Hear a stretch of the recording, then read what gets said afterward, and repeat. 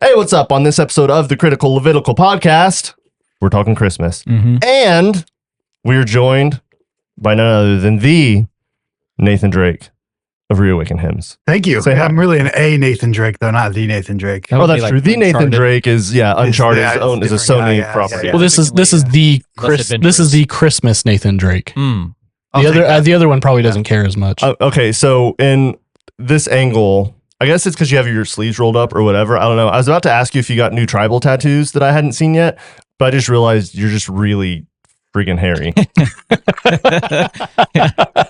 So that's what I see too. That's actually a tattoo of hair. Yeah. Oh, it's a tattoo of hair. Yeah. It's a tattoo of hair. I like that. Yeah. He's actually got alopecia, and he just right. Tattoo. That beard is an incredibly accurate, detailed tattoo. Really good. I need to know who your guy is. Anyway, so we're gonna talk about Christmas. We're gonna talk about Advent. We're gonna talk a little bit about Christmas hymns, and we're gonna hums. We're gonna just hum Christmas songs and see if we can name them. Is that okay, Steven? Can we do Christmas? I like that. We can do Christmas. All right. Yeah, we'll hum and have the actual guy who can sing try to name what we're doing. There you go. That's what we'll do. Yeah. Hymns. We're going to talk about Christmas hymns and carols and the little drummer boy. Nice. But first.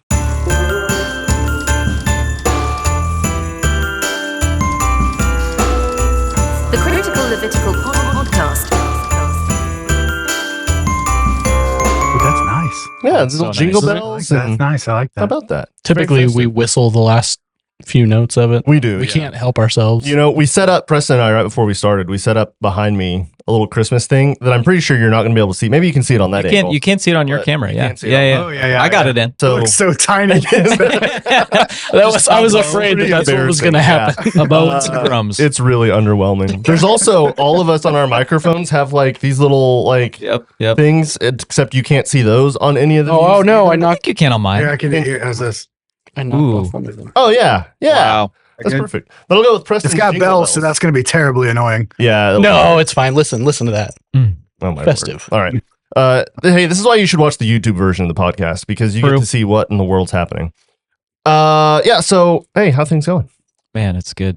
Yeah, it's good. It's the most wonderful time of the year, It you is might say. It is indeed. It is. Nathan, how's things in where you are? Great. They just got the internet there. It looks like finally. We're able to do a podcast. Wow. Again, pot calling kettle black in this situation, That's I think. true. I don't. Hey, I he's don't know got about that. fiber now, don't you? You've got fiber now. Yeah. They're working on it. They're They buried it digging in my holes. yard. They dug a bunch of holes in my yard. They parked their ditch witch on my Nice. grass for a week. And then left it. Okay, so I jinxed it. Wow. But there's Welcome holes in to- my yard, so we're very close. Okay, there you go. Welcome to 2010. Mhm. How's that landline treating you, Drake? Yeah. As Sorry, long I as couldn't hear you over the. yeah, his wife has to make a call at like 1, so we're gonna have to cut this off. So we're talking about Christmas. Christmas. So who knows? We're gonna play Christmas trivia later, but Wow. this is a precursor. Who knows how Advent got started? Who specifically Advent candles? Let's talk about that first. I do not know. I'm going to learn something. Candles. There was a candle company that had a surplus stock, I like and it. they needed to. Of course, move there's some Preston with candles. his like anti-capitalist, like Yeah. burn the system. I have no idea. No, I was just trying to come up with something. No, It was J.P. Morgan Chase, and he Yeah, had. your rage against the White Barn Candle Company is just ended our friendship. I don't know. He actually worked. I worked for Bath and Body Works, actually. Did you? Yeah, So that this is one. I like get personal hatred. Yeah, Okay. wait. No. Difference. It was. Well, White Barn is a. Oh, well, no, I know. Never mind. One has Christopher Walken in the back room. The other one's just a bunch of candles. Got it. Wow. I never thought Click would come into this podcast. Give it time. Yeah. All okay. roads lead to Adam Sandler. Oh, boy. I don't like that. So Take that, Kevin Bacon. no, the actual story is actually really funny because it's super relatable. I don't think it was intended to be funny, like because most people are way like holier than I am. But this is my interpretation of the story. I'm going to tell this story the way that I would tell this story if it happened to me. This is a Lutheran pastor. Imagine I'm a Lutheran pastor. Done. Got it. It's in Wait, there. what? Done? Okay. Yep. I'm actually wearing That's why, yeah, it's pretty Martin easy to Luther Hymns Are Dope shirt. Yeah. So I can see you festooned in purple robes. I got it. festoon. which has traditionally Great been word. the color of Advent, by the way. Fun fact. Other Advent fun fact for you. Now you can wow your family around the Christmas. They will lunch all dinner care table. about that. You need No, a they won't. little jingle or something when you edit this for the Advent fun fact. Oh yeah, yeah, yeah. Something like that. Nathan, whip something up. Okay, so Lutheran pastor was doing like ministry work. He's like one of the pioneers. If I was really good at what I do, I would have his name ready, which I don't. But he was like one of the pioneers of urban ministry, like with kids and stuff like that. It's like in the 1700s. And he got tired. If it were me, I would get annoyed. Annoyed would be the word that I would use, of kids and their impatience about Christmas, like asking, okay, when's Christmas? Is it Christmas yet? Is it Christmas yet? Every single day. So that frustrated him. As anybody, if you have kids, you know exactly what that's like. So he came up with this like wreath. I think that like one of the legends is he took a wagon wheel with all the spokes, and it had 24 spokes on it or something like that. And he put a small candle at each one, and every seventh candle was a big candle, and then he put a candle in the middle. And so they would be able to count it down by like lighting each like small candle as they went. The big candles being the Sundays leading up to Christmas, and then the candle in the middle being I like it. like the Christmas Eve candle. So I guess there's just 24 candles, and then 23 maybe, doesn't matter. So then like people were like, well, that's kind of neat. My kids are annoying too, so we should start doing candles to tell them what that's like. And so people started doing it, but that was like too many candles, and so they just switched to 4 candles. And then churches were like, well, that's kind of cool, we should do that as part of our thing. But then so slowly kind of evolved into this tradition. There you go. And it was later than that, because it was like the 1800s. Because I always feel like the Advent candles are like, oh, look at us, like hearkening back to the roots, like when Augustine invented the candle, we like get to partake in that. And no, it's like 150 years old. And churches have been doing it even less. It wasn't really, I think, until like after World War II or something like that, the churches started bringing it in and came up with like the 3 white candles, the pink candle, and the purple candle for Christ. So yeah. Wow. So you're telling me that Mary wasn't lighting the 24th candle when she laid Jesus down in the manger? But she did know that she would be lighting candles someday. No. Oh, Subscribe. Nope. I had that reference. So Nathan, what's your favorite Christmas song, and why is it "Mary Did You Know"? Did you know? Okay, you're stealing my content for later. Okay. So I'm gonna write a Advent candle lighting liturgy that every week just starts with, all right, shut up, children, it's Christmas time. Okay, so please and thank you. So on Tuesday, last week, we did a Christmas family thing, like get the decorations down, start decorating Christmas treats for made cookies. We're filming in stuff August, like that. by the way. Yeah. And Delilah got it in her head that that we were doing Christmas. So we put up the tree, we do everything. And it's like, all right, we had a great time for bed. And she loses it. She's like, where are the presents? And Caitlin's like, well, baby, it's not Christmas yet. There's still a month to go. She's like, but you said we were doing presents. She's like, no, I said we're getting ready. It's just a Christmas party. And in her head, Christmas party means Christmas. So anyway, yeah, we put her to bed, just losing our marbles. So good. I mean, that's sad for her. But that's what that reminded me of. Yeah. And then we had to tell her Christmas was 43 more days away. I'm gonna buy you a wagon wheel, and you can. There you go. They probably stopped doing that because they were catching the wagon wheel on fire. All those candles. Don't fact check me on that. Just a spinning flaming wheel. That's why they went to chocolate in cardboard boxes. Indeed. Yeah, that's probably how it. Yeah, interesting. So that's probably how that kind of transmogrified into us having. Wait. Hang on. Calvin and It's Hobbes. a real word. Yes. You know exactly what I'm talking about. Mm-hmm. There's a good reason we're friends, because now we have little things where you do chocolate or you do Legos or whatever. It's we gotta do something to keep these little brats busy. Wow. So Advent itself, we do love our kids. I do. And it's really interesting. I've tried to research a bunch of different things, and there's I think it came out this way, and then this guy's like, no, it definitely came out this way. And then you have some historians that are like, don't let anybody tell you they know how it happened, because we have no idea. So I guess I'm going to go with that one. But Which is basically just all of history. Man, the more that I study history, the more that is really, really true. And then you have the angry people in YouTube comments that are like, Advent is satanic. Yeah, we'll get some of that. If you're one of those, thanks for the engagement. So so Advent initially, for the first 1,000 years ish of the church, was really all about the second coming. Had nothing to do with Christmas, Christ coming, or anything like that. Mm-hmm. And so it's also kind of because, speaking of impatient, Christ took a while, and so they're like, well, it kind of is losing its like power a little bit. So we should let's add Christmas into it too, because that's something that we know happened that we can celebrate while we wait for this other thing. Just like this interesting transition over time that like, but a lot of the Christmas carols and songs that we have are like when they were written, they didn't have Christmas in mind at all. They had the second coming, right? Like Joy to the World is one big one that comes to mind. Oh, come. Right. It's all pointing ahead to the future coming of Christ. But then at some point we're like, oh, that's the cool part though. You can sing both. Yes, both can be true. 100%. I love that. I just love like it's so funny. Like, well, he's taken a while, so let's just do Christmas. I guess we'll just read one of the Left Behind books every day for 24 days. We should be upset every year when we have to do Advent. We're like, he's not back yet. Like this again. Yeah, that's do the this point. again. That's the point. That's right there. I think Another year. Kind of in a way. Shut like up, children. All creation longs for. It's true. A weary world rejoices. This is so irreverent. You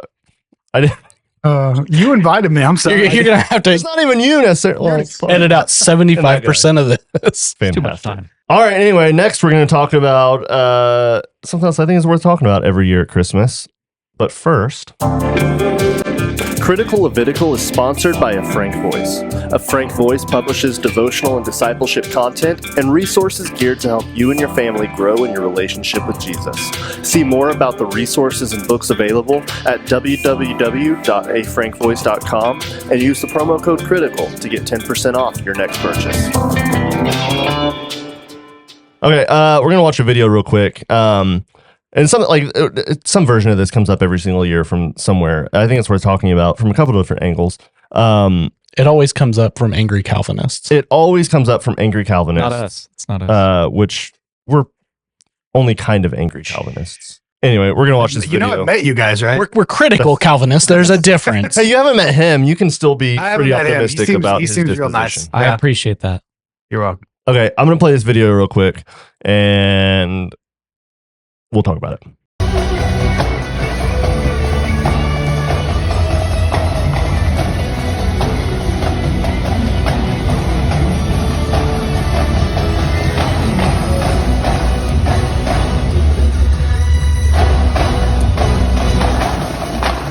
That guitarist can shred. Man. Yeah, it's some really baller guitar. Actually, it is very, very cool. Were you watching that? Like, because Steven's a drummer. For anyone who didn't know, did you play snare? Or did you play tenors? Both. 2 years tenor, 2 years snare. Did you? Were you in marching band? Yeah, drumline, dude. 4 years. Okay. Yeah, man, that was all I did in high school. Nice. So you did exactly what's in this video, I guess. Yeah. Are you afraid of heights? Would you have been one of the drummer terrified guys? of heights. So you wouldn't agree to that. If I were to come to you and be like, Steven, I have an idea for Christmas at Northeast Fellowship. I'd need some pretty good clothes. Well, it'd be funny though, because like your room's so small, it'd just be like him standing on a step. Yeah, right. Yeah, that's right. Yeah, right. Yeah. That is a good point. It around the room. Yeah. Yeah, we just put him on a camera boom from the back of the sanctuary. Yeah. And Just like a tire dolly pushing around. Listen, they're impressive drummers though. Like, where'd they find them? That's what I want to know. Like, how do you find that? Right. Put out an ad? Like what? Yeah. I've spent, I mean, I'm not as much now, but like the first 10 years of my ministry life was like in the tech space, which I think is probably how most of us got involved in church and at some point. Us here, I mean. Oh, yeah. Anyway. The weirdos over there. And so I'm like, the first thing that I see when I'm watching that video is like, how the heck did they the months and months of playing? Oh yeah. So let's talk about that. What did the drummers it's really stinking cool. Yeah. I want to know. Sure. I want to know that like what is going on with the drummer lighting, because it's all LED synced. suits, It's all like there's no cables running to it that you can see. They probably are. I would imagine they've got DMX cables running down. Maybe there down, line. but it's so thin, like you can't see it on the video. It's a phone camera too that somebody's filming that with. That's true. So the first thing would be like, okay, it's really freaking cool. Oh, for sure. Like, Well it's hard to done. deny how cool it is. For sure. I'm just glad Taylor Swift is including that in her concerts now. That's cool. What? Floating snares. We can't go and talk about Taylor Swift. A production value comment. But Yeah. Okay. Yeah. So, what are your thoughts, Nathan? We'll start with you. Oh no. What did you think this was when we invited you to Critical Levitical? Oh boy. I am so torn. Well, first of all, that's not a worship service, right? No. It's like a special thing. Yeah, and I'm going to talk about that a little bit. But yes, you're right. If it was That a worship helps. service, That helps. then gross. But I don't know how I feel about it. It's super cool. I don't know that that's what they should spend $60 million on every year. Yeah.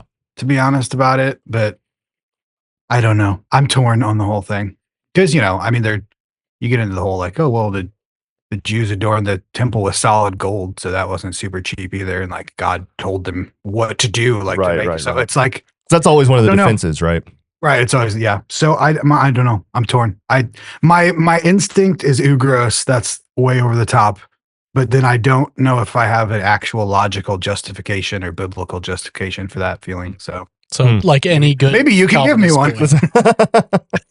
No, we don't do that here. Oh man. So it's not a worship service. It is not. Well, yeah. So it's technically, it's an event they do. Okay. For like several weekends before. Maybe I don't know about several. Maybe they do. They do a bunch of events leading up to Christmas. It's usually like starting the weekend after Thanksgiving or something. Yeah, careful. His whole tune will change if you say they do it for several weeks before Christmas. Yeah, I don't know exactly. Like a lot of my family goes because they're down there. And so it's typically like a Friday or a Saturday event. They use it as an outreach event, Right. See that? Yeah. and all that to kind of bring people in. So then that's what I want to say is like, they're accomplishing their goal, which is to have a big production that brings a bunch of people into the church. So it's like, if that's what they're setting out to accomplish, then this event probably does that kind of thing. Like that, having this type of stuff, this big showmanship, 100% does that. So I guess I assumed this was just like a Christmas service or like a Sunday service or something like that. So that does change a little bit. But no, yeah, I'm kind of with Nathan a little bit where I'm like, I mean, I want to hate it, but at the same time, like, okay, well, what's their goal? And they're accomplishing what their goal is, which is to bring people in. I think this just goes into the more like attractional church versus non-model. Like the attractional church model was still hugely present just because we're in the United States and everything has to be attractional. So that definitely goes into that. And here's what I would say: I've never been to a Sunday service there. I would imagine they do similar, not this over the top, but that their Sunday service is still structured similarly, where it's very showman, it's very like performance based. If I had to guess, I've never been to their main campus on a Sunday. I have been to like men's conferences at their church, and it's obviously very high quality. Yeah. It's not as like Trans-Siberian Orchestra-ish, obviously it's very, very good. And I've had good experiences for the most part. I've been to, I think, more services at one of their like satellite campuses that are kind of more what you would expect, just like band preaching. Okay. Like, yeah, sure. Yeah. Well, it's again, I would just say it's like, what's your priority? Right. And I can't say what their priority is, but it's pretty easy to guess from something like that. Well, yeah, you don't get to be like the largest church in the Baptist church in America without making that your goal. For sure. Like you don't accidentally have 10,000. How did these people show up? Yeah, for sure. Yeah. No, 100%. Yeah. Guess they all really wanted to hear about Jesus. That's great. Yeah, this is amazing. Nothing to do with the floating light up snares. Yeah, what do you got? It's so hard not to be sarcastic. I'm sorry. I know. Hey, this is a critical Levitical podcast. I know. I'm trying to be nice. I'm going to say everything you guys said, but with different words so that it sounds like we're all saying. Yeah, just like normal. Things. Yeah. That's what you get for making me go last. That's fair. Here, actually, this is just, okay, having like worked on these episodes now, it's always, we talk about something, I talk, Cameron talks, Preston talks. So you're kind of set up for failure a little bit. Like, that's true. Yeah. We gotta find things that we disagree on. Okay, on the next thing, we'll start with you. That's right. I will probably lean a little more angry reformed boy than you guys. Sure. Kind of to the point Nathan made, like, why? I love that you said boy and not man. Yeah, angry reformed boy. Well, BOIS, like you see on. It's assuming there's some level of immaturity to that. I think is kind of the like just lean into it. Yeah. I'm gonna go back to my cage stage for a minute. Yeah, here's a lollipop. Shut up. I struggle looking at that and being like, did you need to spend that kind of money? Like, you can probably do something cool and spend a quarter of what was spent on that. And some of that, like, admittedly, maybe comes from personal passions and even like kind of what my role in our church is like specifically focused on outreach and stuff. So like in my mind, I'm like, man, all the like people that we could like feed a meal to, or like things that are like have a tangible impact versus something fun to go to. Yeah. And I get that is like a fleshly response. That's not the right response. And like we're talking about that here, right? You guys have said basically the same thing. But I think there is maybe a conversation to be had. Well, there, it's again, I think it's just going back to priorities. Like, because the church is not meant to be primarily a place to attract non-believers. I think that's the tendency. So I can't, I mean, I can only assume, but I mean, if you're a church that does a big old event like this, where this is a big portion of your budget, I presume, that goes towards this kind of thing, then that shows your priorities, I think, a little bit, which is primarily to bring people in. Right. So, which doesn't always have to be bad, but can certainly. Here's what I'll say, like both in opposition and in defense of it. And that'll make sense in a second. Like one of the things that we struggle with in the church, especially like at a church leadership level, is a lot of like non-believers have a very jaded opinion of the church because they see stuff like this, and they have that exact same thought. Like, man, what, like all the homeless people you could have clothed or put in housing or fed got spent on like this fun show for an hour. And like, okay, like fair, valid point. But at the same time, like they clearly put a lot of emphasis on doing this really well. And that's a like cheesy, underdone like Christian performances are also kind of a blotch on the public perception, you know, like think of any Christian movie that you've ever seen. They're all trash. Like I can't name a good specifically faith-based movie. That's not true. Die Hard. Oh yeah. That's a good Christmas movie there.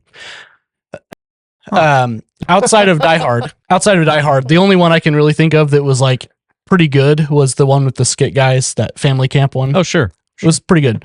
But otherwise, like they're pretty cheesy and they get a similarly bad rap among unbelievers. Right. And so it's like, okay, I guess like that would be my vote in favor of it, is like, okay, you did the thing well. Like you represented what this thing is in the best way you could. Yeah. And so that's about the only like defense that I'm going to be able to give of it. It was cool. Its cool factor is attracting to people. The thing is there though, it's like, okay, well what, like, cause then you could just turn that conversation around. It's like, okay, well, what do you spend things unnecessarily on at your church? And then you're like, well, I can't really like if the only way I could validly or appropriately critique them in there is if my church never spent anything on anything unnecessary. Like I don't know, their budget's probably ridiculous. So this is probably a similar percentage of what we spend on, you know, something non-essential too. I guess I could be wrong there, but I presume their budget's a bit higher than in our church. Probably there's a couple more zeros at the end of those. Yeah, for sure.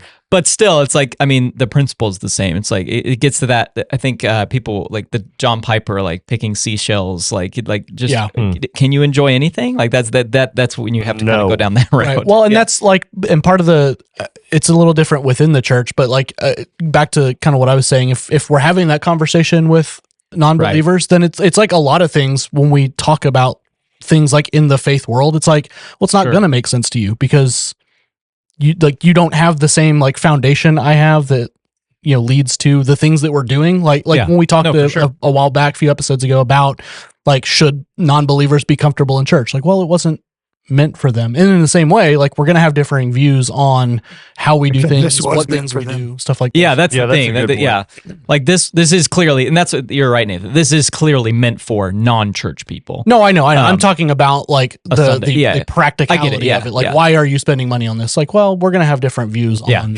why we did that. I would say, going to the point of like, okay, they were trying to attract people and they did that job well. I think that's true, but I also think it's, they did this and it brought those people to the church.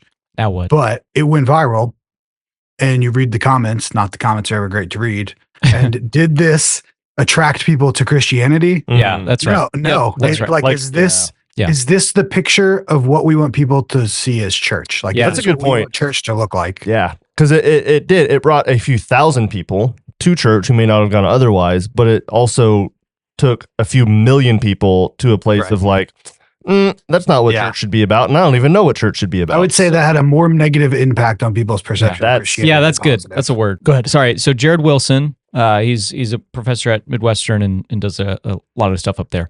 Also, if there's ever an episode where Stephen doesn't mention Midwestern, hey, check up on us, please. It's like Something's really wrong. Yeah. Andy talking about Cornell. oh, that's right. Yeah. Yeah. Oh man, I haven't worn a shirt yet though, but yeah, I'll next time. So no, but anyway, Jared he came out of this space, so he's very passionate about the seeker sensitive type movement, and his whole thing is like you're going to keep them with what you won them with. Yes. Does that make sense? So it's like if you won them with this giant attractive Christmas show, as soon as you stop doing that in their mind, they're out, they're gone, because that's what you won them with. So as soon as you present them the gospel, they're leaving because you didn't win them with the gospel or with church things. You won them with the show.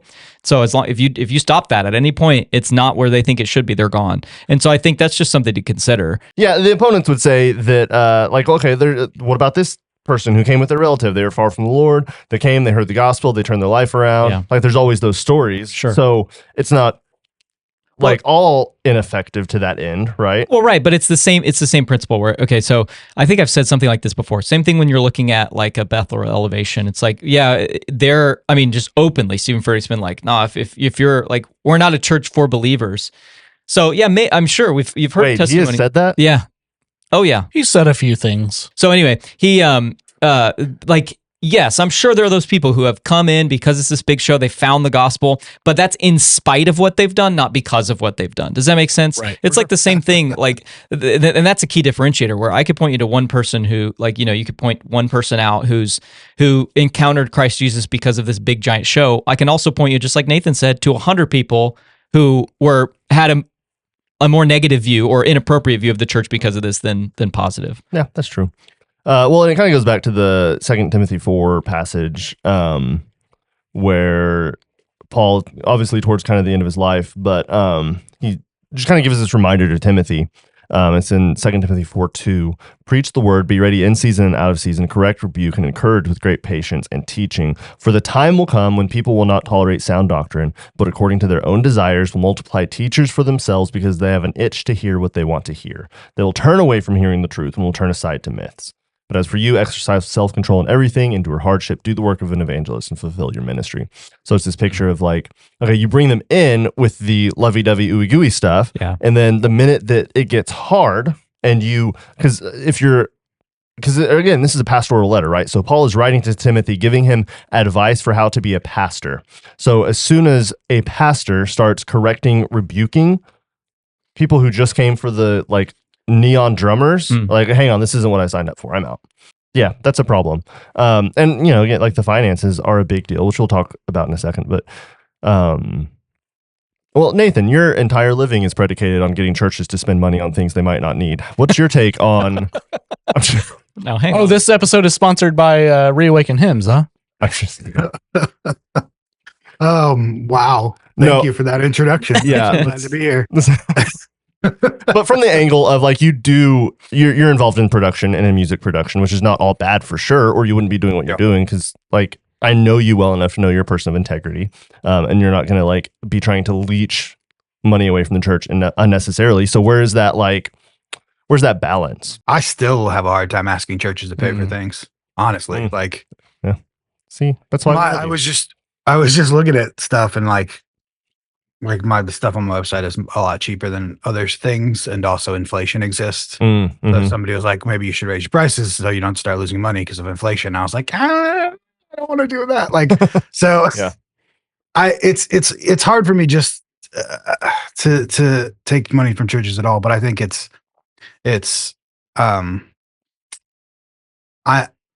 for me, I'm providing them a thing that I personally would buy for my church because it will further the gospel. So That's a good way to look that's at good. it. And this is so a little bit about Nathan. Like, you've done church planting, you've been on staff at churches. Are you currently on staff at a church or leading worship somewhere? I am leading worship, but I'm not on staff. Okay, cool.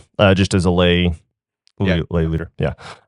So you've got lots of experience in kind of all sides of that for sure. And our current church I think it's a similar size as Cherokee. I think about 350 somewhere in there. Okay, so we're like double the size of Cherokee. I was wrong. Wow. So we have a budget of tech things and lights and stuff. And I'm a deacon, so we were just doing the budget of the church. I'm also a worship leader, so I like see those together. Mm-hmm. And so like our lights are going out, and so on the budget was a very large number for stage lights, because stage lights are expensive. And I'm like, oh, I do not want to spend that. That's gross. I want to put that somewhere else. But also, if it's black in the sanctuary, it's going to be really hard to see stuff. Like, so it's so hard at all times to do that. And the bigger your church gets and the bigger the production gets, I think it's easier and easier to lose sight of how much money you're spending in regards to the real world examples. That's fair, yeah. Like a church like that regularly, like, one of our deacons actually came from a church that was very large like that. And he talked about when he was on their board, they added a new sanctuary and their lighting budget was $1.5 million for the lights in the new sanctuary. And to that church, it was like, well, that we have to do that because that's how big our sanctuary is. So that's how much we have to spend. And it's not like they were being overly extravagant, but when you have a 10,000 person thing with live streams going out all over the world, that's how much lights cost. Right. And so I think it gets really hard when you get churches that big to realize what it looks like to the world, the amount of money you're spending. No, that's really, really good. And I love your heart and I love your attitude in that, because you have this like reluctance and this like, even when it's necessary, right? Even when we have to spend it, it's like, I don't love it because I know what other things we could be doing. And this is probably outside the scope of this episode, but someday we'll talk about like, have we created this monster that we unfortunately need to keep feeding and telling ourselves? That's why I didn't want to go with that. And that's outside the scope of this. We'll talk about that another day. But yeah, so when it comes to like conversations like this, I think churches in that position, like Prestonwood, like the church that you mentioned, you think of any of those big ones, they get desensitized to, oh, well, it's just a few $1,000s. Like, just a few $1,000s. Like, that's a lot of money. Considering like your church, but that's like over 10% of your church budget, right? Or somewhere in there. I don't know what your church budget is, but $14. Right. Yeah. So like feels small like churches, church plants, they're like, if we had a couple $1,000 extra to spend, like that would move mountains for us. It would go a long way. Right. If they had at least a little bit of hesitance and like we're somehow able to articulate that, like we understand that this is a lot, that this is extravagant, this is XYZ, and we toil over it because part of us didn't want to do it, but we wanted to do this and we knew we had to do that to get there, as opposed to like, it seems like anytime you see interviews, and I'm going to talk a little bit about that, but they're very quick to like, well, we had to do it because of this. And they're unapologetic, right? And I think it would go a long way. Like, not that it's all about PR, but at least showing people that we are conscious of what we're spending and we are conscious of what we're doing. If there was this like, yeah, we really tried to find a way to not have to spend $60 million for this, but knowing what goal we had, to your point, Stephen, we knew the goal and we wanted to achieve that. And this is the only way that we could do it. And I think that's why that video looks so bad. Because they clearly did not try to not spend that money. Right. Yes, there was no spare drummers. Like nobody thought, like, what can we might cost a bit? Here? Like, Well, you should have seen the original proposal. There was a 747 that was going to be right. Yeah.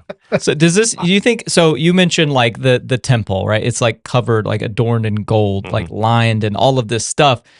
But like, does any of this like? So then you look at 1 Timothy 2:9, 1 Peter 3:4. I'll read both of them, or 3 and 4. So likewise, also that women should adorn themselves in respectable apparel with modesty, self-control, not with braided hair and gold or pearls or costly attire. So again, specifically speaking of like the worship setting, like not ordained and overly showy, like the individuals of the church should do that. Same thing, 1 Peter, do not let your adorning be external, the braiding of your hair and the putting on of gold jewelry or the clothing you wear, but let your adorning be in the hidden person of the heart with the imperishable beauty of a gentle and quiet spirit, which in God's sight is very precious. Do you think that also applies to like the showy things 100%. That the church should do? If you look at James 2 in the light of those two texts, that becomes very clear. And David Platt actually has a great discussion about this in his commentary on James. That's that whole passage about showing favoritism in the church, right? You see a wealthy person come in and they get a seat of honor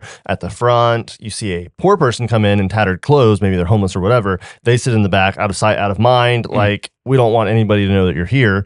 But this wealthy person, we're going to make sure that everybody knows that they're here and what value they provide. So you take that passage about not showing partiality, because James levies a pretty heavy like condemnation against those acts. Then you combine it with those about living modestly, living without just this posture within the context of a church as a believer of humility and modesty, not like sexual modesty, but like physical modesty, right? Yeah. That creates a pretty significant problem, because when you look at things like this, flying drummers in the air, is that an appeal to wealthy members of the church, or is that an appeal to poor members who don't know Christ? This like feeds the idea that like churches are a leech, where it's like the tax exemption. This is what people point to whenever they're like churches ought to be taxed. Because like with a church like ours, I'm like, tax me on what? On like a like seriously, like, what are you taxing me on? But then you look at a church like this and you're like, oh well, there you go. Like on all that, like that, their taxes could fund an entire school district. That's what's crazy. And so that's what they mean, and so that's why it's frustrating for me, because I'm like, why are you helping feed that? Like, I don't know. It's Anyway. So honestly, when I see things like that, and this is going to be controversial in a podcast of controversial things, this will be controversial. When you do see people like, all right, tax the church, I'm like, okay. It would like, it would be inconvenient if it's to the point where it's like, because I'm. It would be more. I'll be far more conservative than you guys on this, but like, he had a red top hat at the first. That's right. We had to switch it out. I did. Oh, anyway, but like if it's to the point, here's what I will say, because I don't necessarily agree with that, but like here's what I will say: if all of a sudden churches do get taxed and your church takes a huge hit from it, maybe like, I don't know, like maybe you're not prioritizing the right things. Like again, like if we got a tax exempt hit, it would be on our purchases. Which is like barely anything. For these, like it would be a huge percentage of like, I don't know, I just feel like that's a problem. Like if maybe it just goes to show that what are you spending money on? Because like if you're spending money on things that benefit or your community, those aren't taxable anyway. So you're not going to get taxed on those things. So it just kind of, it might help us in your defense, like prioritize better things. Right. If that makes sense. That's what, my initial thought would be, and that's again, outside the context of this conversation, probably, but it could. Create kind of a correction. Sure. And I opened that door open, but no, that's a good point. So tax all nonprofits, won't we? That's the thing. Yeah. That's the thing. Or create a separate class of nonprofit. And religious churches, so we can Who tax thought them. we would be going into the tax code? Oh, for sure. Right. That's why I'm saying I don't agree with this, by the way, but yeah. Sure. Honestly, though, if you get enough, if it becomes enough of the norm, this is not, why are we talking about this? That like, that's a thing, then it could be a situation where the church like ruins it for everybody, and we do end up taxing all nonprofits because there's enough money in churches, and then you would still have people who are like, but church, like I don't, that would like, create a terrible witness because they're defending it. It's like, okay, well, you're the reason that this great non-religious nonprofit now has to pay taxes. That's right. Can you at least open your eyes to that? Yeah. I don't even know if I don't know enough about but that's fair. That's fair. To know how any of that works, but Merry Christmas. Yeah. That's I would just add, like, as a final note on my end, you guys can keep talking about it if you want to, but I don't lost interest in tax code conversation. If attractional is what you want to be, you can still do that in a way that, and this is not why we do it, this sounds icky, but like you can still do that in a way that looks good to the outside world, and like accomplishes things for the kingdom, right? Think about like free meals, or like the who's the church in Bronx that does the blessing bags? Everlasting Church. Everlasting. Bronx, could not remember their name. Or the school supply giveaways, like we did one this year. Like we can do things like that still, like, those are big community things that attract a lot of people to us, but we're doing something tangible for the community that looks good. Not that, again, that's not why we do it, but okay. So I think where you're getting is, especially in today's culture with the younger, like Gen Z, Zillennial, Gen Alpha to an extent, like, man, you want to be an attractional church, be authentic. Yeah. Yes. And you're going to be way more attractional than this kind of stuff. Yeah, for sure. And that's like, doing things like that is, I would argue, and we can argue if you want, is way more like, there's way more foundation for that in scripture than there is what we see in the video. Like, look at Matthew 25. I don't remember the verses. Yeah, these people don't read the Bible though, so I'm just kidding. I'm just kidding. Wow.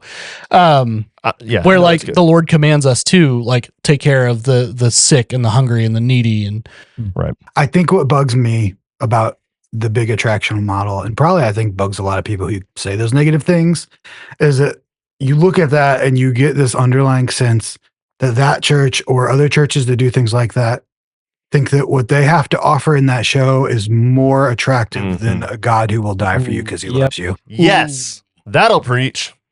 So if I mean, that's, you look at that and you're like, do I really care about your message because you're not showing me your message? You're showing me flying drummers. Is God not enough? Somebody said that. Yeah. Oh, I'm sure. Yeah. Is God not enough? That's really, so in my like subtitle for these notes, it's like, how much is too much?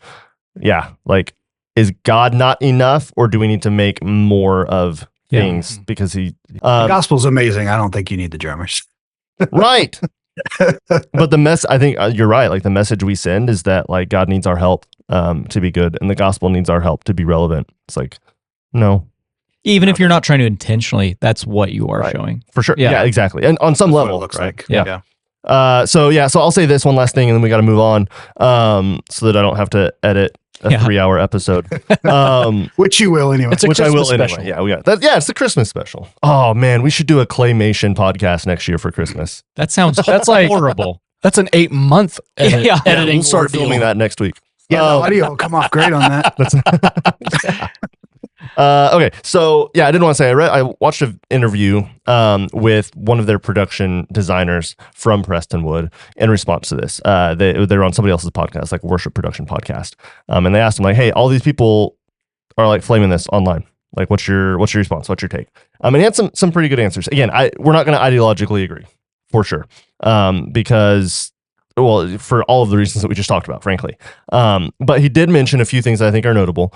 For one, he reminded that it was a special event, not part of their normal programming, for sure. They didn't use any tithe money for that. So I don't know exactly what that means. Like, did they ask for specific donors? Was it from other like investments or things that the church is involved in? That was all the money they saved from being exempt. Took it out of the food pantry. That's the thing. It's like, even if it's not tax exempt, or excuse me, took it out of the food pantry. Even if it's not tithe money, it's still donated money. Right. You don't produce. It feels like an unnecessary. Yeah. Well, anyway, no. There's some book sales. Here's what.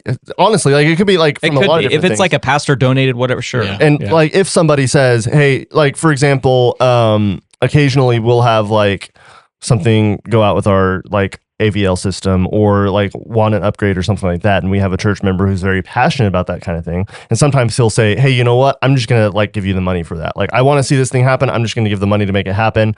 Like that. Like, I don't necessarily have a problem with that. Yeah. Now, what I would maybe do pastorally is have a conversation about like, "Hey, that's really cool that you're passionate about that, but that's like, hey, listen to this episode of this podcast and maybe consider if that's what you need to do." All pastors recommend our podcast. Yeah. But no, like there's maybe a pastoral conversation to be had about how people are spending their own money, and like, hey, you could also do this instead or whatever. But if it's a situation like that, like again, so this is Prestonwood in like Plano, Texas. So there's no shortage of wealthy people. So if 3 or 4 people said, "Hey, we're going to donate all of the money for your production, your Christmas production this year," then it's like, okay, like that's better than just like taking from the church coffers to make that happen. I mean, so that's kind of like where he was going. And Prestonwood, if you look at their budget, they give millions annually towards things like food pantries, charity, and that kind of thing. So it's not that they're doing one in lieu of the other. It's that honestly, in some ways, they have just a like embarrassment of riches that they can. And like it's not even, which is also like that's an interesting conundrum that we don't have time to talk about today. Right. I would like, love what to do we go do into. This may be the first church in history with that kind of luxury, where it's just like, we have too much money where we can do something like this. Right. Like said no church ever in 2,000 years until now. Like that's a whole situation. Except for the Catholic Church. Can I come back for the mega churches are crazy? Absolutely. Okay, good. Yeah, absolutely. No, you're gonna be a regular. Well, I'll just be like, no, we're in favor. Moving on. Sounds great. Nathan, any thoughts? Nope. So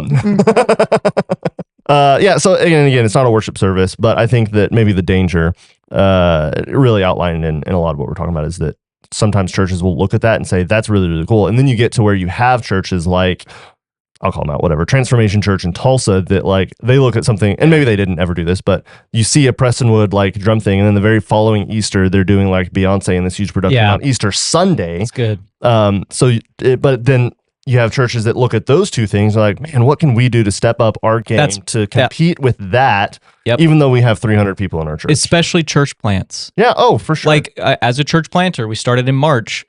We do not have a giant production. Not just because we can't afford it, but like it's just like we have tracks. Yeah, we do. Yeah, we do. I mean, we're doing. But like church, I can't tell you like how many church planners I've like just had a conversation with. It's like that they see that as like their goal. It's like, well, I have to do that if we're going to grow this church. Yep. And that's another problem where you don't think about the effect it has on other churches. Well, and it feeds into, I said we were going to move on, but here we are. It feeds into like Vance Pittman's ideology. It's like most church plants are actually just planting services at churches because we view the Sunday morning church service as the definition of church instead of as like a supplemental gathering of the church with the express purpose of worshiping. Like, no, we got it all backwards. So that's like valuable perspective too, I think, as a part of this conversation. Yeah, it's good. There's so many things I want to There's so many things. We could talk about this forever. Hey, it's a good thing there's stick going to be around more for the Christmases. Reawaken Hymns Fanny Crosby laser light show right after this.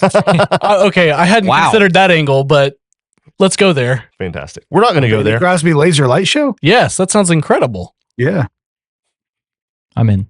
I want to name our next kid Fanny, but Caitlin won't go for it. We should do Fanny Norman. fanny packs, but printed on them just says Crosby, and people are like, what? And they have to put it My together. Fanny Crosby. Yeah, Finally, the $1 million idea. there it is. You think $1 million? That's maybe ambitious. A dozen. Hey, but speaking of Fanny Crosby, we're going to talk about this in a second. We're going to talk about some Christmas carols, but first. Hey, if you're enjoying the Critical Levitical Podcast, can you do us a favor? Drop a like, subscribe, leave a good review, all that good stuff. If you know someone who might benefit from some of the things we're talking about today, share it with them. Hopefully we can answer a question they may have. Every little bit helps us out, and you can help us reach more people. Hey, we're going to talk about some Christmas carols. Christmas carols, Christmas hymns. We're going to have some fun. We've done all the yelling and all the complaining. I love it. Now we're going to try to enjoy ourselves a little bit. By the way, do you know your hat says more? Mas. Yeah, it does. It's heading to That is Taco very Bell American after Christmas. this. That's what it is. Yeah. It needs a 5-layer burrito. Yeah, it's all 36, but last year I embroidered got chihuahuas up 37. here, actually. Yeah, you can't tell on the video, but it is. Oh, it does kind of look like it from this angle. Huh. Oh, it's a reindeer. He turned and You heard it here first. Preston Norman gets reindeer and chihuahuas confused. Did did Fanny happen. Crosby ever write a Christmas song? Nathan, you would know. Not that I know of. I don't but feel like she wrote She wrote a lot of songs. like 10,000 hymns, and She had to have one of them accidentally is read about Christmas the incarnation at some That's- point. So well, she was blind. She She wouldn't wrote- have known. The Christmas Santa Claus Home. I Or- think you're reading a Hallmark Christmas movie list. Nope. Yeah, Santa Claus Home, like Santa Claus's home. That doesn't. Fanny Crosby wrote that? Are you looking at Bing Crosby, maybe? Composed. Oh boy. Our great nephew. That's how have I never put those two things together? That's incredible. I could be. I mean, it literally says, yeah, and then it says also the Christmas Excursion, which was published in 66? 86. 1886. Is that 1886 what site by is it on? William Howard Doane, who is a frequent collaborator of It is, yeah. Fanny Crosby. So If that's true, my mind has been blown. yeah, it's Christmas Cantata written by Fanny Crosby and William Howard Doane. Santa Claus is home. Yeah. Like not Santa Claus is like Yeah. like right? it's- Not the North Pole, but no, the North Pole. Yeah, sorry. It is Claus possessive. Possessive. Yeah, Okay, not like okay. there are multiple Santa Clauses. I love how in a your home. clarification, I got the reverse of what you were trying to clarify. Sing it for us, Stephen. No. Oh. All right. Christmas 2025 Ooh. Reawaken Hymns is going to do Fanny Crosby's Christmas Cantata. You heard it here first. Yep. Mhm. Go ahead and pre-save. Soul Felt Its Worth version 2. Subscribe to the email list. Just that change. That's the only thing in version 2. What? Just that one song. Yeah. Yeah. All right. We're going to start with Preston because we said we would. Yep. What's your favorite Christmas Carol line and why? Line? Yeah. I thought you said Carol. No, I you? didn't. Yeah. I picked a line and a carol. Oh, man. This is why we don't Says start with you, favorite Preston. carol And favorite line. I See? can't. Okay, well, I don't read. This is why we don't start with you. This is Neither does Fanny. I Just don't kidding. know because Nathan won't put lyrics in the album. I tried.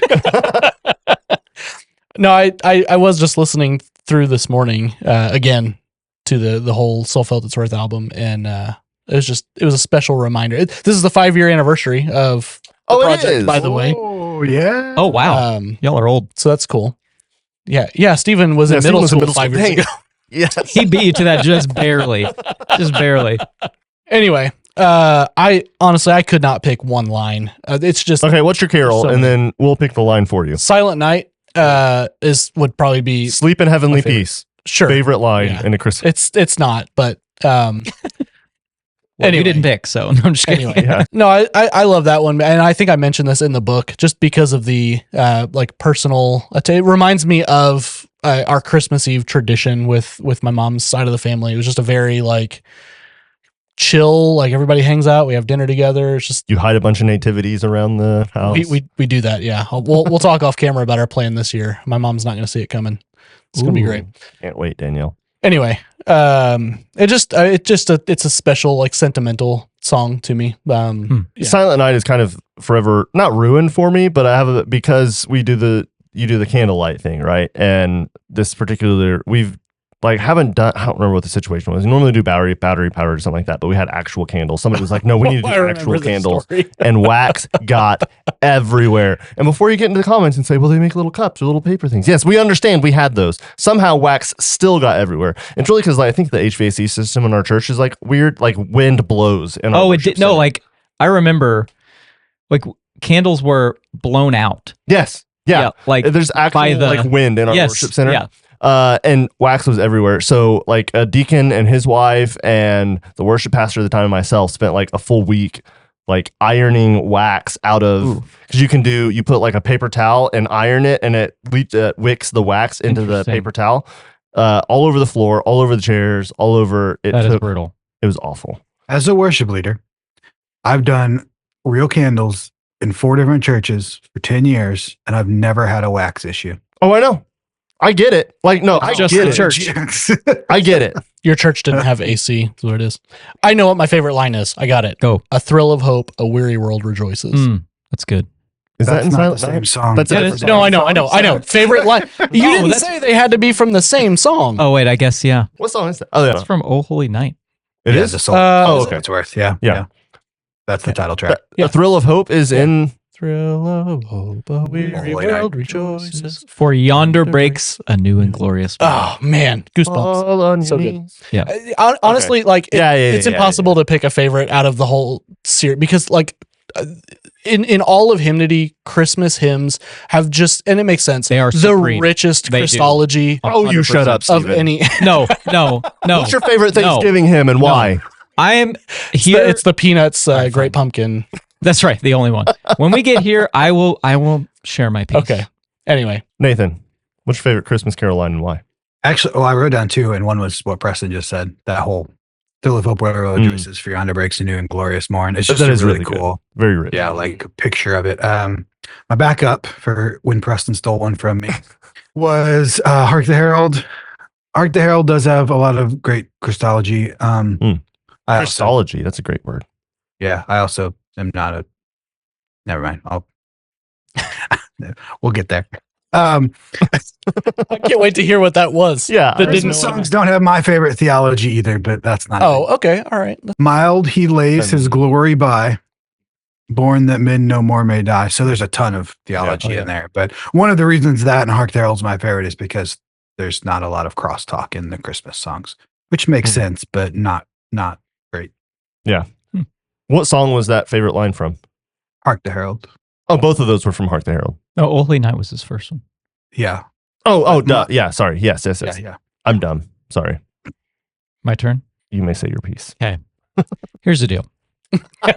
You've been waiting all year for this moment. Literally, Preston, I guess Cameron, to a lesser extent, mainly Preston, has made fun of me on this for half a year, basically. From the stage. Every week when I do announcements at church, since how I'm Like, happy July curmudgeon and- 4th. We're very thankful for the peace that the veterans have provided for our country. And I'm excited because For I have Christmas. no idea what you're about to say. So I call me legalist. You're a legalist. I think no, not I think. Let me say this. Not I think.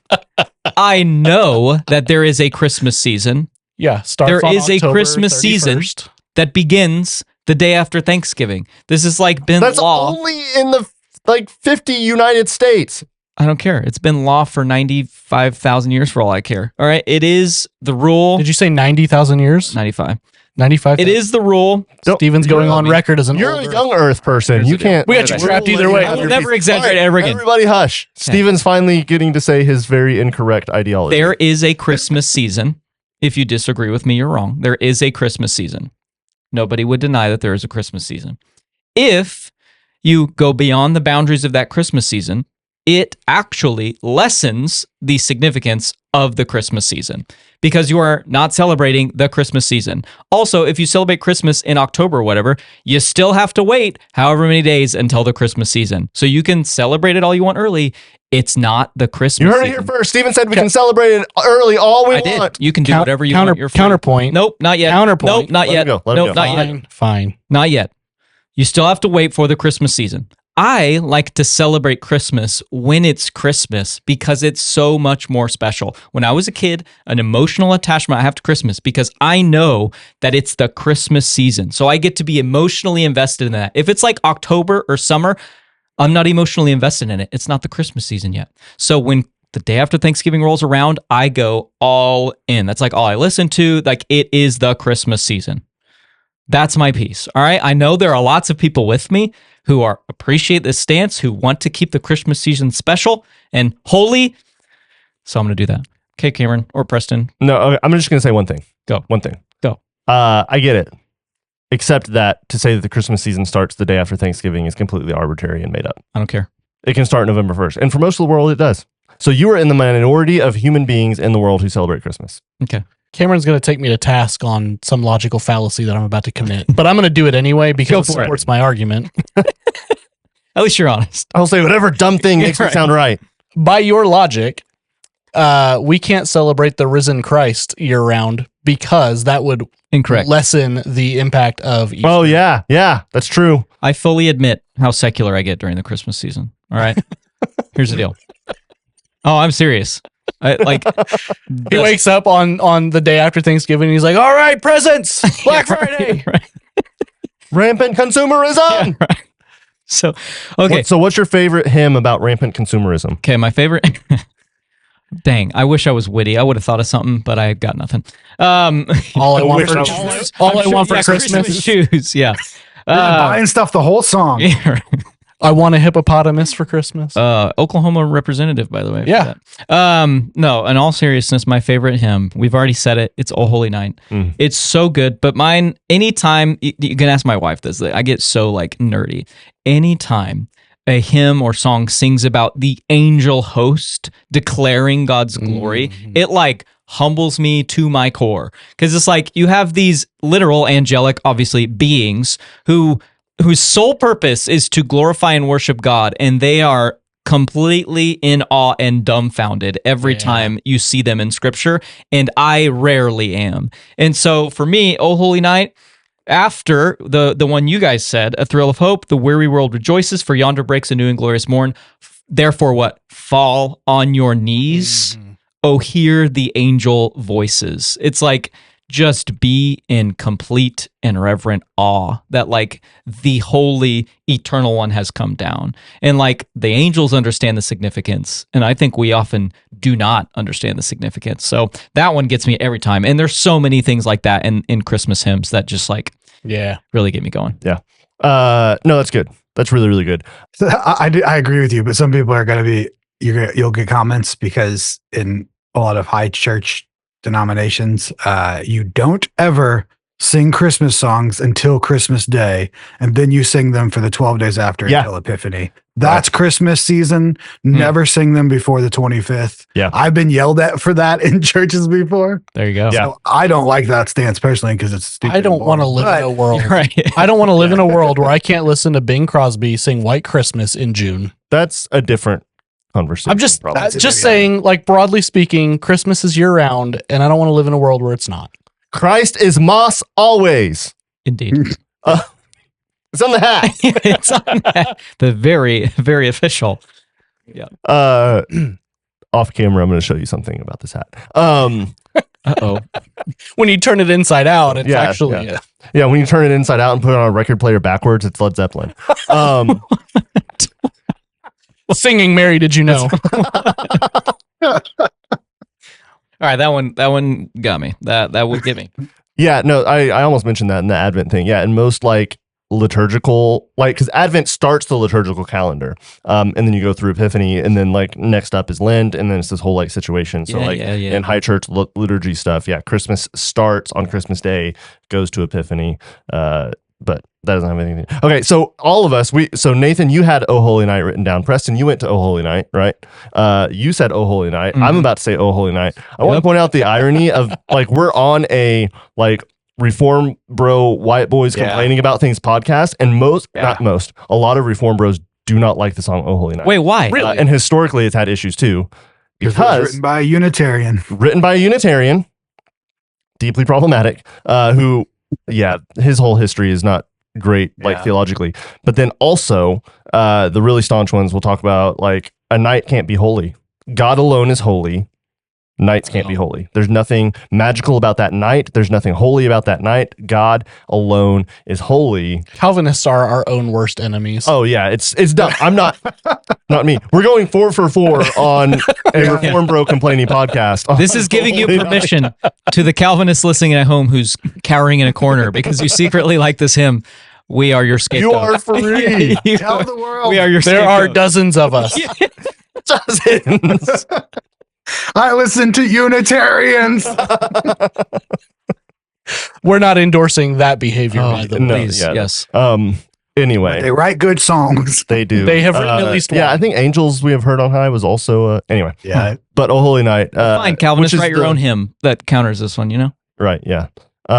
They did. And Oh, it's one of my chosen favorite. night, predestined from eternity. Yeah, that was good. Good job, Cameron. Oh, man. A night can't be chosen. Only God's chosen. Yeah, right. That's right. Yeah, that's right. Oh, man. Fantastic. They will find a way. No, I'm gonna go with the shameless plug. The name of our book, the Soul Felt Its Worth, just that idea of like then like the Lord. You have the lyrics pulled up, right? Yeah. With glowing hearts by his cradle we stand, so led by I'm on the I don't think that's not the version that's not the version we wrote. I'm on Was that the Fanny Crosby cantata? Yeah, that's right. That's it. I was on verse 2. Till he appeared. Oh, excuse me. Long lay the world in sin and error pining, till he appeared, and the soul felt its worth. Yeah, that's like just such a poignant picture of the gospel. Like sin and error, like was the case, was the norm. Someone should name a book after that. It's incredible that a long dead, presumably, right? We wrote it in the book, so it was written a long time ago. I don't remember the dates. A long dead Unitarian presented the gospel better than a lot of pastors these days. Oh, don't go there. Went there, did it. Just that like okay, so how, because you walk that back, right? Okay, so what is the worth of a soul then? How does the soul feel its worth? What is that worth? By, like God himself that's right. literally dying By on what a Christ gave cross for it. to Yeah. redeem. Like if it doesn't move you, you're probably not saved. What is the most awkward Christmas Carol line? I'm going to save Nathan for last. I feel like There's only a couple. Everybody's going to take mine. 3 of it. Yeah, I think so we have Nathan, the you go same first. one. Nathan, you go No, first. Preston can go first. Preston, Did you understand this question, or you got? Excuse me, I understood the last one. I just read it wrong. Here, I wrote it in Crown so that you can. Are the R's backwards too? So I can. I have 2, so I can go last. I can't remember what song this is from, and when I was listening back this morning to the record, I was trying to find it, but remember the line we talked about it in one of our videos forever ago. Lo, he it's an O come, O ye faithful. Is it okay? I knew you were going to go there. So I'll leave that one to you since you can talk about it more authoritatively than me. I'm gonna also say Silent Night for this one, for the one line, and I was thinking about this earlier. Like this is maybe a problem that you can spot in a few hymns. I can't name any others at the moment, but the way that the hymn is structured, you end up with like you sing that by itself, that round yon virgin, and so like as a kid. Like what is that elicited in my head? The vision of like a round. The virgin is round. Yeah. So I'm like, well, she had the baby. Like, it's, well, but there's still swelling and yeah. situation. Yeah. Like, you know. like when you read the lyrics as an adult, you're like, oh, okay. Around the virgin and the child, everything is calm and bright. And this makes sense. And now like I'm more at peace listening to the song. But the way that it's structured, like if you're just like singing along to it and not thinking about what preceded that line, it's like, wait a minute, the round mom and the baby are what now?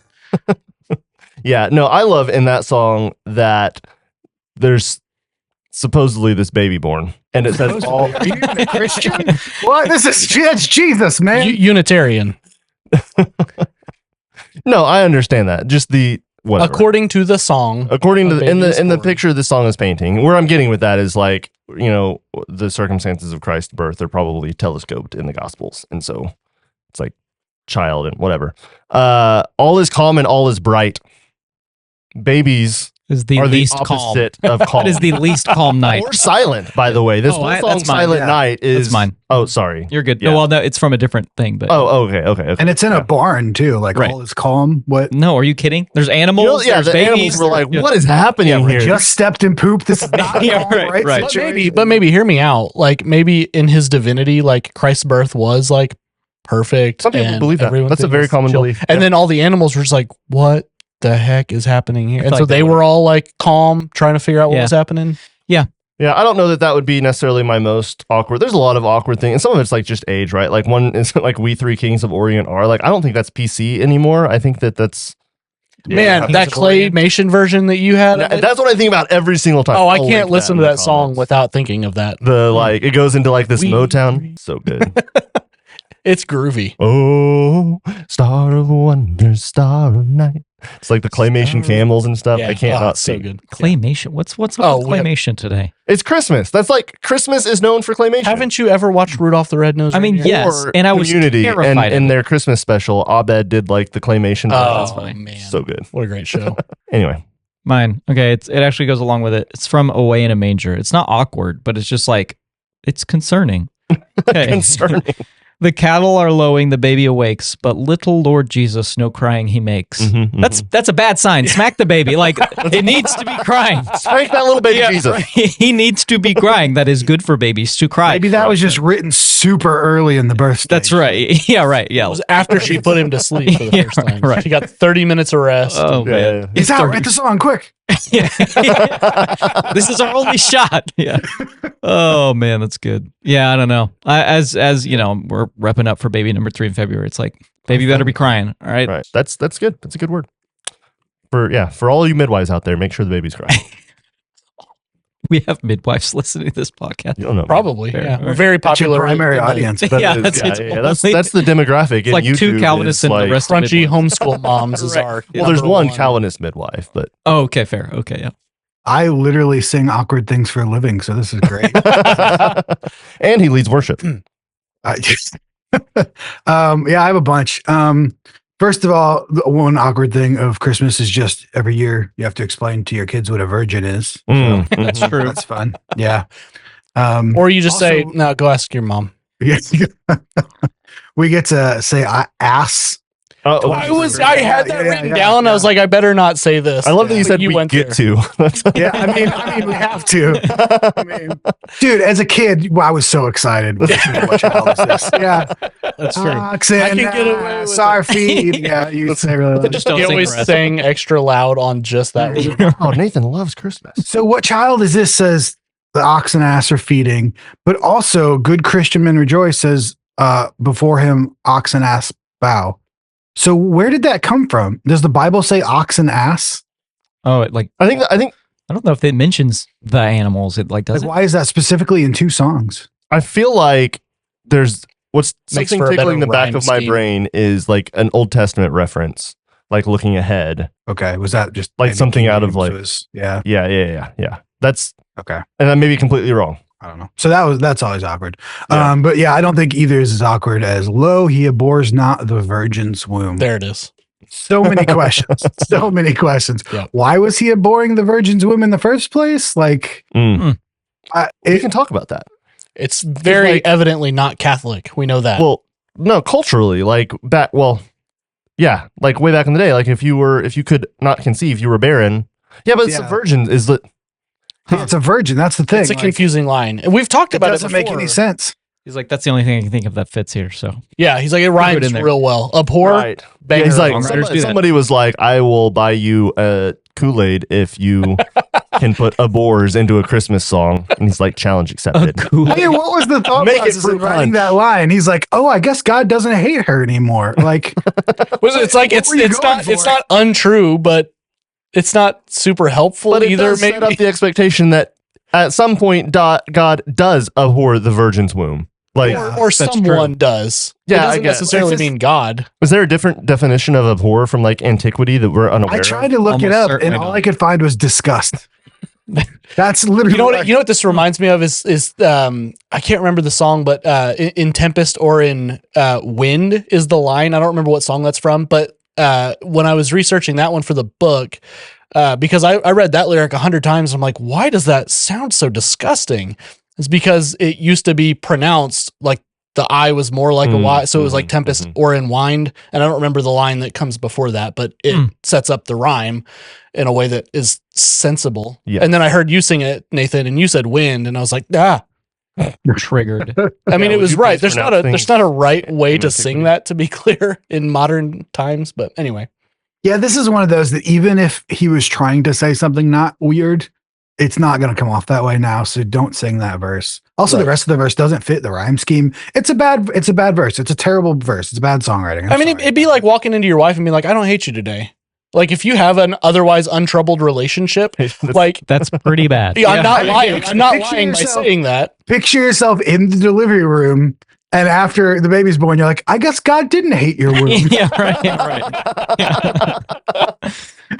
Everything changes today. That's fantastic. I can see where you were going though with the comment about barrenness and like, Yeah, maybe- but then I realized that was dumb because it's like It's a virgin. Yeah. Because if And she was like, what, 14? we so don't it's know not like about it that. was- but would that like, still like Likely young. I don't know, the fact that she bore a child, like If anyone knows, Like, maybe why that's what he that was is trying an to say. appropriate thing to say. Let us know. Drop in the True. comments, should we not be please. singing that song? I have a bonus one that's not a Christmas Yeah. one too. Okay, yes. Okay. I just found this a while ago. Nobody recommended it to Reawaken, luckily, but the song is called Wrecked Outright, wrecked like a car wreck, wrecked outright on Jesus' breast. REK''T. Is it is it about the Last Supper, or is it about what? No, When it's was like this a- written? Say the title again. 1840 or something, wrecked, like W. Oh, so the like a car wreck is not. You were describing what type of wrecked this meant. I Yes, thought yes, you were yes. quoting the whole song. I was like, No. there's a no, hymn that mentions a car wreck in Wrecked 1840. outright on Jesus' breast. And you'd think like, oh, that's just one line that they used breast because it's like they used to say that, but the whole Right. thing is weird. At one point, it talks about being nursed. What? It's like taking super those weird. because there's a handful of like maternal attributes of God throughout Scripture. It's just like Yeah. taking those to a weird Yeah. conclusion. I'm writing this Yeah. down because I'm going to listen as soon as we're out of here. You should read the words. It's like a allegory for like a boat being wrecked on shore, but you're wrecked against Jesus' breasts and he'll nurse you back to hell. Like it's just so weird. Interesting. Yeah, It will be on the next I'm not Reawaken Hymns crazy album, for that. obviously. But yeah, that's the most ready for common like wrong word that people, it's not wrong word, but like people will request a hymn for me to do. I'll go read the lyrics and it'll say breast or bosom. And I'm like, I'm not going to do it. Like I get it. The rest of the song's fine, but No. I'm not singing it. You're going to have one from him one day and he's going to be censoring it. He'll be like, Okay, but I'm not going to go there. Yeah. What's a Christmas carol you wish more people knew about? Yep. Starting with Steven. Ready. First of all, shout out to the Haney's. They introduced Sabrina and I to this hymn. I had literally not heard this Was it before. from Reawaken Hymns? I don't know. Let all mortal flesh keep silence. we thought talked for sure at that would be length Nathan's. about that one. Yeah. I Let just released that song in October. you did? Great. So go listen to it. We're going to let you plug yourself here in a second. Just wait, Yep. Nathan. You're getting Right. ahead of it. I set you up. It's not all I'm- about you. I'm teeing you Thank up. you. Let all mortal. I'm reading the whole third verse. I don't care. Stop me. Rank. Okay, again, I talked about this before. And angelic hosts, get me. Rank on rank, the host of heaven spreads its vanguard on the way as the light of light descendeth from realms of endless day, that the powers of hell may vanish as the darkness clears away. Like, we don't write music like that anymore. Are you How kidding? fun was that to sing, Nathan? Oh man, There's a lot of syllables there. there I are. love that song. It's so good. It's hard to sing. And it's in the minor key. It's in a minor key. I love hymns in a minor key. It like feels more like Are there any reverent. 4 measures? Good question. No, he I don't would think so. He just Yeah, I has don't think already. so. That was the case. Yeah. I've gone on record with you guys as having said this. I'm going to say it here again. That is the most metal song in all of Oh, yeah. Christendom. Not just the title, The which is title, also if very you're- metal. For your single, Nathan, did you make the title look like a bundle of sticks on the ground? Like, You have I to, did yeah, not. yeah. But even the lyrics are like the I metal can, fonts on like. Yeah, I got Okay. you. Yeah. yeah. I need a version of that in a metal cover because I'm sure it would shred. Could be done. Nathan, sure. Mine's job. not metal, but it does get hard at the end. So Yeah. What we used to Can we make fun play of him that in for the one of podcast his like at the end of the podcast? yeah, Are we allowed to get do a that? copyright strike. Yeah. Yeah. From From me. But then can we say the guy was literally there? What was the song we always made fun of him for sounding like Dave Grohl or something? Oh yeah, what was that? Y'all, I gotta I take just- this hat off. This is I just killing not me. until we're done. Okay, It's still Christmas. Been married. You can take that hat off at Epiphany. I heard a version of it was what if Creed did Bring Me Back to Life by Evanescence, and it was so good. Even like the guitar that came in for the intro sounded very I couldn't Mark get the video to Tremonti. load. I'm dying And to see. yeah, I'll pull it up for you. Yeah, Preston, did you do yours or Nathan? Whose turn is it? Fun fact first, Let All Mortal Flesh was written originally for communion. Ooh. Oh yeah. Very We just Lutheran. kinda Put it in Advent because it talks about the birth. Yeah. My lesser known is Glory Be to God on High. Oh, I forgot. Yeah. Dang it! I should have Yeah. done that one. Yeah. Oh, that's a really good one. I don't, which is a little cheating because I wrote the music for it, but that's because I couldn't find the original music. But There the is a words, yes. Sorry, go ahead. the words are so good. So good. Yeah, your version is really, really good. I would say it's maybe my favorite modern version, but there's another one that's a close second. I didn't know. By I don't remember who it is. I'll link it in the notes. Or Is it new music or is it the original? It's close to an old version because this is one that's like very few original. Like it's hard to find. Like because it's not like hymnals before ever or whatever. It's a whole thing. No, this version is from. That is a great song because it was written. It's like a super lesser known one from Wesley, right? Wesley, yeah. Which is like you would think somebody somewhere would have done it, but they didn't. A Beautiful Liturgy. Their version of Glory Be to God on High is really, really cool. She does a great job with that. But yeah, your version is also very, very good. Yeah. Thank you. Good choice. I would say so too. I think I know which one you're picking. You don't know me. I bet I do. Back off. We'll see. You just wink at me. I did. I'm not using that in the film in the final edit. I'm gonna do so one. This one like half counts, and it's not to get brownie points with you, Nathan, but I really love your version of the Messiah, the Hallelujah chorus. Oh yeah. It's Thank just you. super, super cool. Handel's got nothing on you. The Hallelujah chorus is the like. What just came out? I know what you said. The Hallelujah chorus. That's the Hallelujah. Better stand up. Yeah. You got to do the whole thing. It's a big like, bah, bah, bah. And we did the Soul Felt Its Worth, and we were like, "Hey Nathan, you want to do some music for it?" And he's like, "Yeah, can you take out this one?" And we said no, and then he's like, "Okay." And then he ended up writing this really, really cool version of it. So go check that out on the Soul Felt Its Worth from Reawaken Hymns. Are you listed as Nathan Drake or Reawaken Hymns on stuff? Don't get into that. Okay. Well, I'll let you get into that when you all get to music promote yourself streaming a little bit. services. I'm Nathan Drake. On everything else, I'm Reawaken Hymns. Unless you ask for the Soul Felt Its Worth album on Apple Music, and then she'll name both of them. There's both. There's two. Okay. Well, no, it'll say like playing Soul Felt Its Worth by Nathan Drake of Reawaken Hymns or something like Oh, that. and Reawaken Hymns. I say yeah. Because you put okay. Anyway, so that's really, really good. The other one is where to go? I had to pull it up over here. Well, God, it's so hard because Angels from the Realms of Glory is pretty cool. There's more of your heavenly host for you. But one that I really like is Once in Royal David City, which is kind of like more of a kid song on the scale of like Christmas Carol and hymns. Once in Royal David City, that's what it is. Did I say that right the first time? I don't know. Yeah. But there's the Oh Hellos have this really cool Christmas EP that they did that's like this like 4 movement suite. And one of the tracks has that in it. It's just this like really cool like I don't know, peppy, like Mumford & Sons style version of it that works really, really well. So purely for that, it's not because I'm like, oh my gosh, this is the most well-written Christmas hymn ever. It's just that version by itself is very, very good. Lots of music recommendations today, as you might expect. I did not. Once again, proving that we don't know each other. I didn't pick the one that I didn't think. What were you going to say? We do this every I thought you were going to say, yeah, we do. Every we do. episode. Well, I know where you're going. Doesn't go. And I didn't. All right. No. I thought you were going to say Low How Rose. Oh, dang it. Okay. counts. Okay. That one So, counts. all right. I got that one then. Yeah, All right. yeah. Sounds.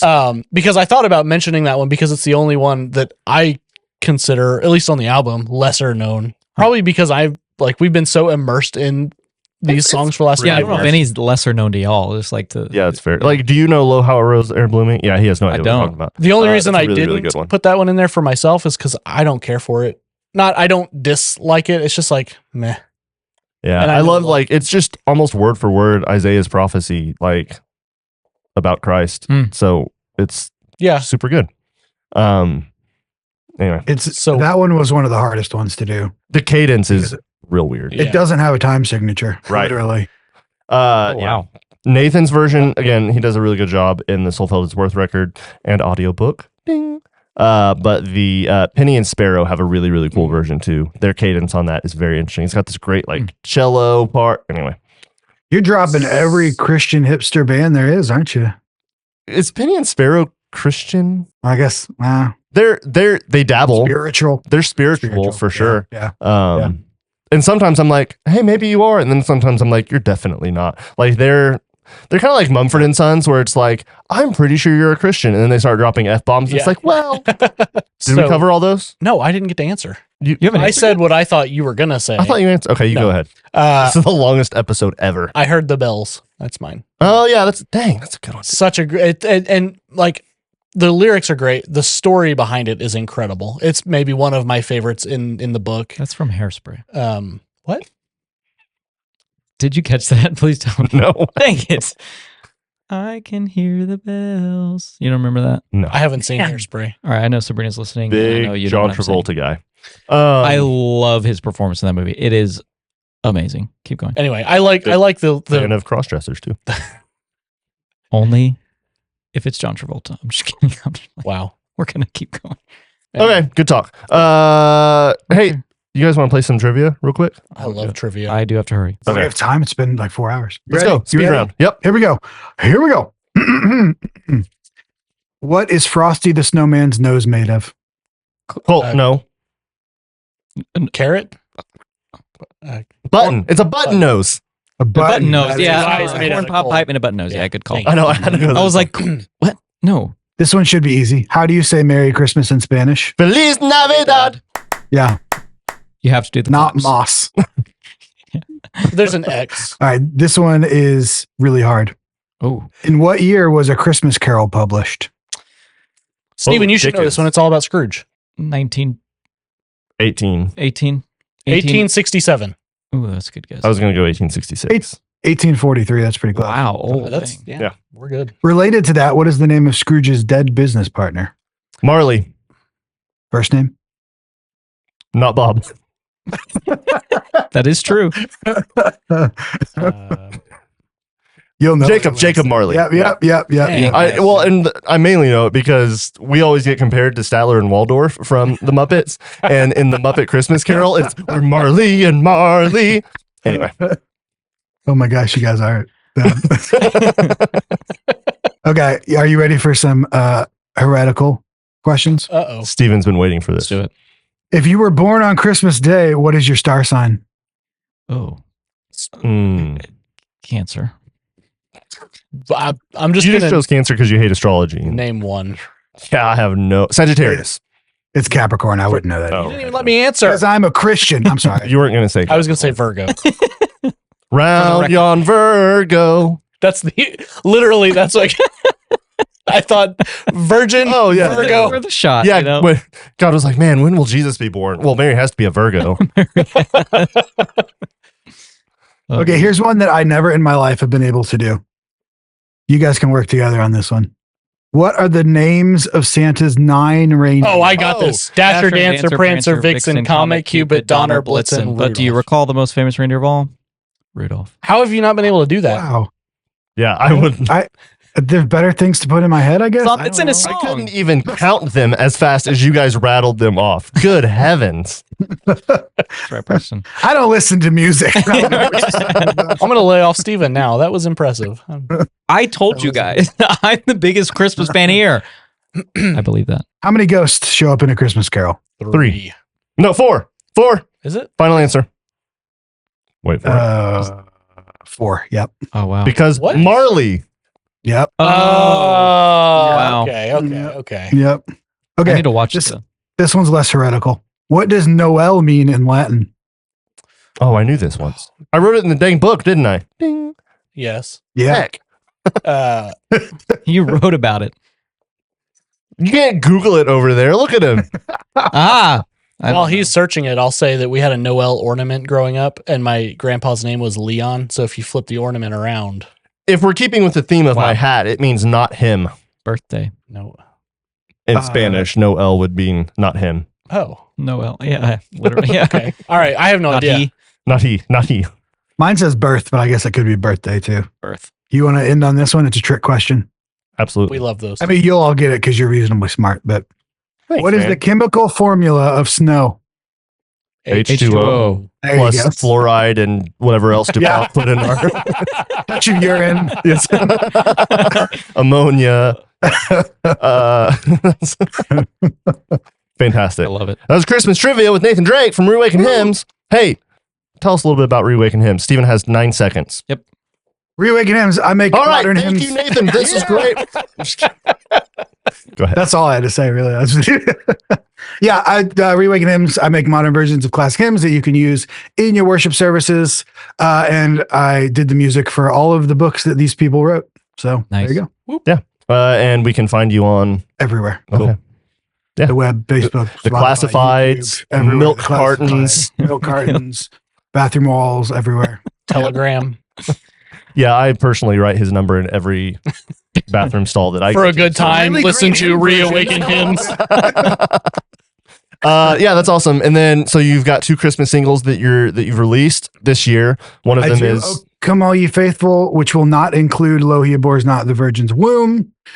And Angels We Have Heard on High comes out next month. There you go. okay. Oh, what about the Let All Mortal Flesh Keep Silent? Is That came out last month. Oh, okay. Yep. Gotcha. I'm You can listening find to that. those everywhere that music Everywhere, is yep. in Music. existence.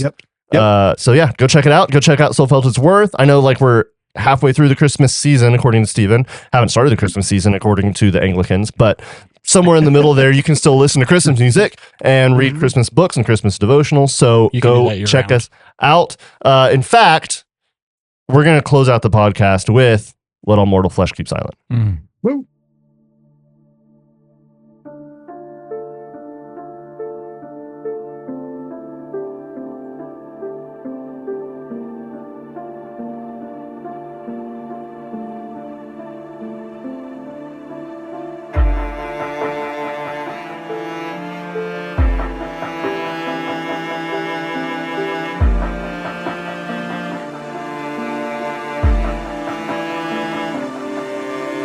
Let our mortal flesh keep silence,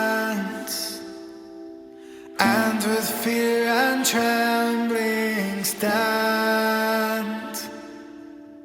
Ponder nothing earthly minded, for we're blessing in His hand.